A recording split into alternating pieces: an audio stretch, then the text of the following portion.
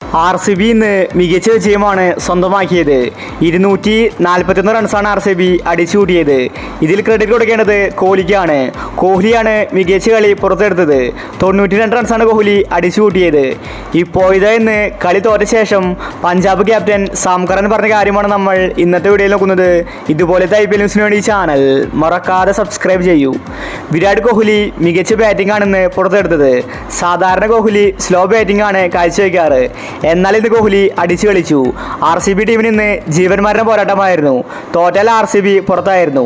ഇന്ന് കളി തോറ്റ ശേഷം പഞ്ചാബ് താരം സാം കറൻ പറഞ്ഞത് ഇങ്ങനെയായിരുന്നു: എനിക്ക് ഒരുപാട് വിഷമമുണ്ട്. എൻ്റെ ക്യാപ്റ്റൻസിയിലാണ് ഇപ്രാവശ്യം കളിക്കാൻ ഇറങ്ങിയത്. പഞ്ചാബ് ടീം ഇപ്പോൾ പുറത്തായിരിക്കുകയാണ്. ഇനി ഞങ്ങൾക്ക് പ്ലേ ഓഫിലെത്താൻ സാധിക്കില്ല.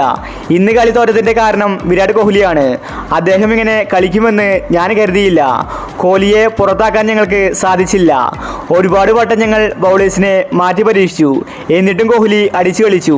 അതാണ് ഞങ്ങൾക്ക് പണിയായത്. RCB ഇത്രയും വലിയ ടാർഗറ്റ് നേടുമെന്ന് ഞാൻ കരുതിയില്ല. ബൗളേഴ്സ് ഇന്ന് മോശം കളിയാണ് കാഴ്ചവെച്ചത്. ഞങ്ങൾ കുറച്ച് ശ്രദ്ധിച്ച് കളിക്കണമായിരുന്നു. IPL നിന്ന് പുറത്തായതിൽ വിഷമമുണ്ട്. അടുത്ത സീസണിൽ ഞങ്ങൾ മികച്ച കളി കാഴ്ചവെക്കുമെന്ന് സാം കറൻ വ്യക്തമാക്കി.